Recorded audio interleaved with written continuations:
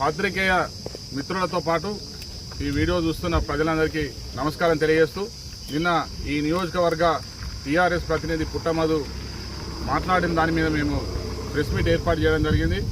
వారు మాట్లాడిన అంశాలు 3. 1, 30 నెలలు అయినా కూడా ఈ శంకరంపల్లి దగ్గర రోడ్డు ఎందుకు కాలేదని. 2, కాటారం మా మండల ప్రజలు పుట్టమధు కాదని శ్రీధర్ బాబుకి ఎందుకు ఓట్లు వేస్తున్నారని. 3వది, మరి 3 ఓట్లే ఉన్నాయి శ్రీధర్ బాబు కుటుంబానికి, ఆ కుటుంబానికి 40 సంవత్సరాల నుంచి ఎందుకు ఎత్తారని దానికి వివరాన్ని ఇవ్వదలుచుకున్న ఈ సందర్భంగా. మొదటిది,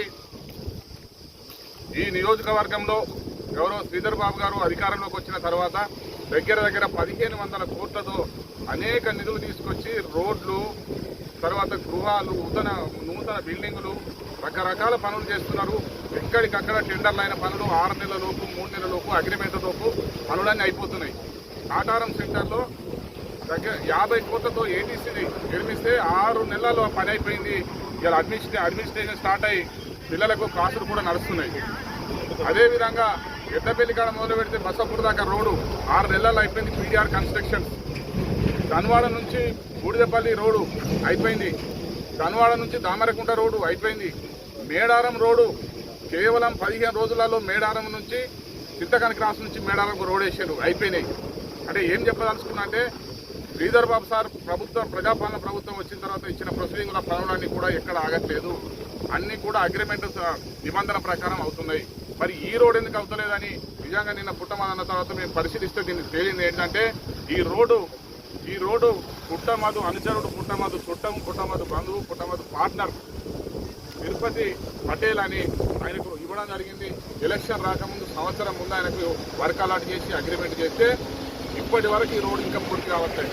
దాంతోపాటు కాటారం సెంటర్ నుంచి పెట్రోల్ బంక్ నుంచి ఆదివారంపేట, గుమ్మలపల్లి, అక్కడి నుంచి ఒడిపిల వంచ నుంచి విలాసాగర్ వెళ్లే రోడ్డు 9 కోట్లతో చేపట్టిన పని 2021లో ఇదే పటేల్ కన్స్ట్రక్షన్ తిరుపతి పటేల్కు 9,50,00,000 పనిస్తే అది ఇప్పటి వరకు 2021 5 సంవత్సరాలు అవుతుంది.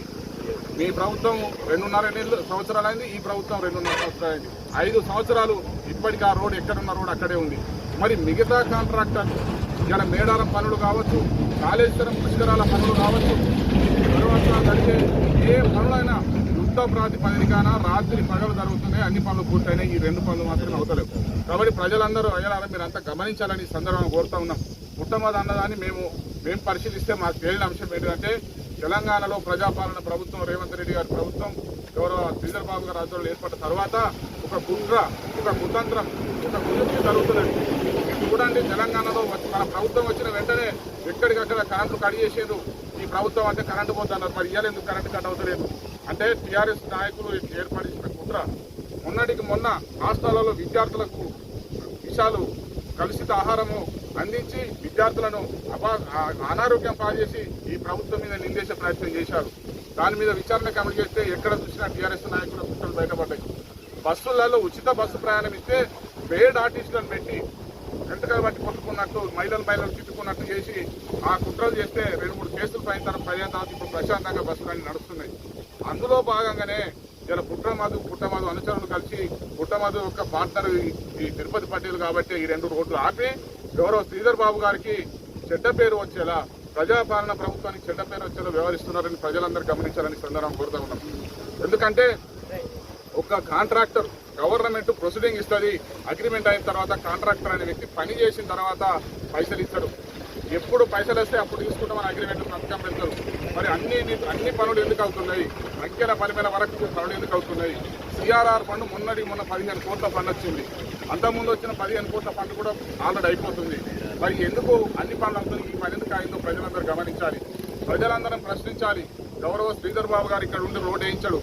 ఇంతకుముందు మా మిత్రులు చెప్పినట్టు ఈ రోడ్డు పరిస్థితి ప్రజాపాలన రాకముందు, శ్రీధర్ బాబు గారు మినిస్టర్ కాకముందు ఈ రోడ్డు పరిస్థితి నాటేసి ఇక్కడ పెద్ద కుక్కలు ఏర్పడితే టీఆర్ఎస్ ఎంపీటీసీ సోదరి రాజమణి గారే గౌరవ శ్రీధర్ బాబు సార్ దగ్గరికి వచ్చి, సార్ మా రోడ్డు పరిస్థితి ఇస్తున్నానంటే అప్పటికప్పుడు ఆర్ఎండ్బి అధికారులతో మాట్లాడి రోడ్డు పూర్తి చేయించిన ఘనత శ్రీధర్ బాబు గారిది.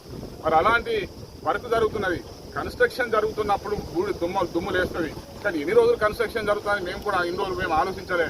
దీని వెనుక కుట్ర ఉంది, టీఆర్ఎస్ నాయకులు కుట్ర ఉంది, ఆ సదరు కాంట్రాక్టర్ కుట్ర ఉంది. శ్రీధర్ బాబు సార్కు చెడ్డ పేరు రావాలి. ఎందుకంటే ఇతర దేశాలు దావోస్తూ ఇతర దేశాలు పోయి లక్షలాది కోట్ల రూపాయల నిధులు తీసుకొచ్చి రాష్ట్రాన్ని డెవలప్ చేస్తూ ఇతర రాష్ట్రాలు కర్ణాటక కావచ్చు, కేరళ కావచ్చు రాష్ట్రాలు వెళ్ళి నిధులు ఇతర నాయకులను ప్రభుత్వాలను గెలిపించే ఘనత శ్రీధర్ బాబు గారిదైతే ఆ శ్రీధర్ బాబు గారికి చెడ్డ పేరు రావాలని ఈ దన్నాడ కాటారం సెంటర్లోనే ఈ కుట్ర జరుగుతుంది. కాబట్టి ప్రజలంతా ఈ కుట్రను గమనించాలి, అధికారులు కూడా ఈ కుట్రను గమనించాలి. మరి దీనికి విరుగుడుగా మేము ఈరోజు వెళ్ళి గౌరవ కలెక్టర్ గారికి కలుస్తున్నాం. సదర్ కాంట్రాక్టర్ మీద చర్యలు తీసుకొని అగ్రిమెంట్ అయ్యి 5 సంవత్సరాలు అవుతుంది ఆ రోడ్డు, అగ్రిమెంట్ అయి 3 సంవత్సరాలు అవుతుంది ఈ రోడ్డు. మరి ఎందుకు పని చేస్తలేరు? పనిచేయని అధికారి కాంట్రాక్టర్ మీద చర్య తీసుకొని వెంటనే ఇతర కాంట్రాక్టర్లకి వర్క్ కేటాయించి దీన్ని పూర్తి చేయాలని సందర్భంగా కోరుతా ఉన్నాం. అదేవిధంగా రెండోది, మరి కాటారం మండల ప్రజలు శ్రీధర్ బాబుకి ఓటేస్తున్నారు అంటున్నారు. అయ్యా, కాటారం మండల ప్రజలు మేము అమాయకులం కాదు, మా మండల ప్రజలు పిచ్చోళ్ళు కాదు, మా మండల ప్రజలు తెలివి తక్కువలు కాదు. నువ్వు అన్నట్టు మూట సంచులకు లేకుంటే కళ్ళు సీసలకు ఆశపడేవాళ్ళం అంతకంటే కాదు. మీకు ఈ నియోజకవర్గంలో ఉన్న ప్రజలందరూ కూడా గౌరవ శ్రీధర్ బాబు గారితో ఉన్నారు. మొన్నటికి మొన్న మంతనిలో మున్సిపల్ ఎన్నికలు జరిగితే 13 డైరెక్టర్లు నిలబెడితే మంతని ప్రజలంతా నీకు ఒక్కటే డైరెక్టర్ని గెలిపించారు, ఒక్కటే మున్సిపల్ కార్పొరేట్ మన కౌన్సిలర్ని గెలిపించారు.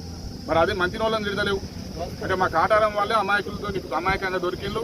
తెల్లాలేసి ఇక్కడికి వచ్చి మా కాటారంలో ఎస్సీలం ఎక్కువ ఉంటాం కాబట్టి, ఎస్టీలం ఎక్కువ ఉంటాం కాబట్టి మమ్మల్ని తిట్టాలనే ఒక కుట్ర, మమ్మల్ని అవమానపరచాలనే ఒక కుట్ర జరుగుతుంది. మేము దీన్ని తీవ్రంగా ఖండిస్తున్నాం.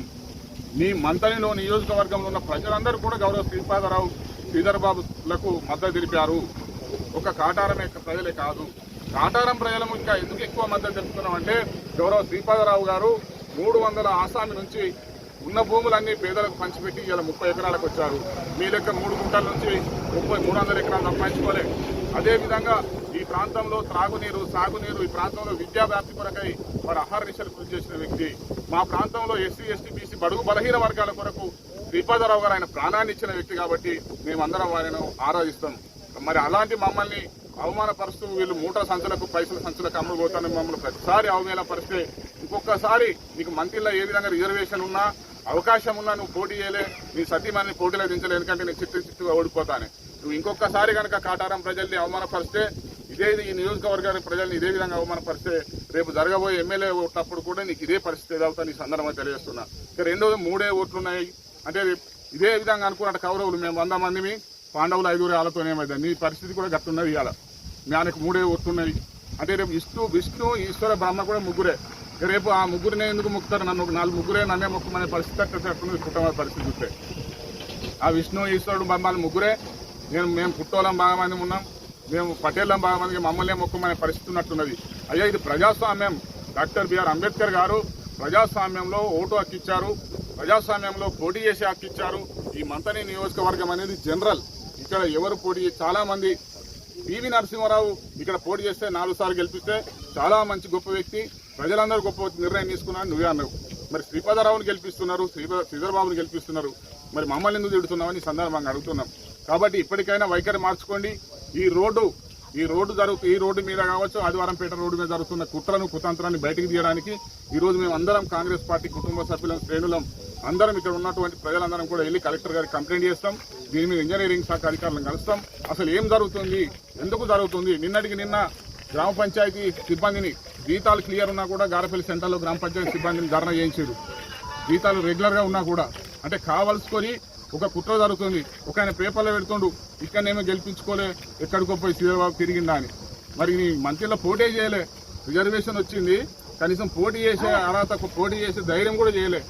కాబట్టి ప్రజలందరూ గమనిస్తున్నారు. శ్రీధర్ బాబు గారు కూడా మాకు కూడా అనిపిస్తుంది ఏంటంటే పెళ్లి కూతురు మంచిగా తయారు చేసినాక బుగ్గ సుక్క పెడతారు, దిష్టి చుక్క. అట్లా అక్కడక్కడ చిన్న చిన్న పనులు మిగిలి ఉంటే కూడా మీలాంటి వాళ్ళ దిష్టి తాకకుండా మా శ్రీధర్ బాబు ఉంటుందని మాకు అనిపిస్తున్నది. ఈ పనులు కూడా అవుతాయి. మీ కారులో ఉన్న మైక్ అది అట్లే ఉంచుకొని ఈ పనులన్నీ అవుతాయి. ఇందిరా మిల్లు మీరు అన్నారు కదా, 2014 ముందు శ్రీధర్ బాబు సార్ రేషన్ కార్డుల కంటే ఎక్కువ ఇందిరా మిల్లు ఇస్తే మీలాంటి వాళ్ళు బిల్లులు ఎత్తకుండా తీసుకున్నారు సెకండ్ క్యాటర్ లీడర్లంతా. ఆ రోజు కేసీఆర్ మమ్మల్ని బదనం చేయడం జరిగింది. కాబట్టే ఈసారి పూర్తి స్థాయిలో పరిశీలన చేసి నిజంగా అర్హత గల్లోనికే ఇవ్వడానికి లేట్ అవుతుంది తప్ప ఇవ్వడం పక్కా. 2వ విడత 3వ విడత ఎనీ టైం ఇస్తామని మా పొంగిలేకి చెప్పడం జరిగింది. సో ఇందిరా మిల్లందరికీ వస్తాయి, నువ్వన్నట్టు ఈ రోడ్డు కూడా బాగా అవుతుంది, అన్నీ అవుతాయి. ఆ మైకులు పడేయకు, ఆ మైకు నీకు ఉల్లిగడ్డలు, చిక్కెంటికలు, ఉల్లికలకు పెంకల ఆ తీరు పనిచేస్తుందని ఈ సందర్భంగా తెలియజేస్తూ ప్రజలందరూ కూడా గమనించి ఆయన మాయ మాటలు, ఆయన ముసలి కన్నీరు, ఎందుకంటే ఆయన అంటుండు ఇలా ఓట్లు రాగానే నోట్ల సంచులని. నీవు ఓట్లప్పుడు నీ టెంట్ ఎత్తే ఓటర్లని బంధానే నీ భోజనానికి. ఒక్కొక్కరికి అల్సర్ వచ్చింది నీ పెట్టిన చికెన్ మటన్ తిని. ఏ బ్రాండ్ షాప్ దగ్గర చూసినా నీ గులాబీ కండవాలే ఉండేది. నీ అంబలి కేంద్రాలు ఏమైనాయి, నీ జొన్నగట్టిక కేంద్రాలు ఏమైనాయి. నువ్వు ఇలా కాలేజీలో అన్నం పెట్టేది ఓట్లప్పుడు, అవి గవి ఓటర్లను ప్రలోభ పెట్టే కార్యక్రమాలు. గౌరవ శ్రీధర్ బాబు సార్ ఎన్నడూ ఉద్ర మాటలు చెప్పలే, అబద్ధపు మాటలు చెప్పలే. డికార్స్ అయిన ఆ మనిషి, డికార్స్ అయిన నాయకుడు కాబట్టి మా ప్రజలందరూ ఆయన ఆదరిస్తున్నారని ఈ సందర్భంగా తెలియజేస్తూ జై కాంగ్రెస్.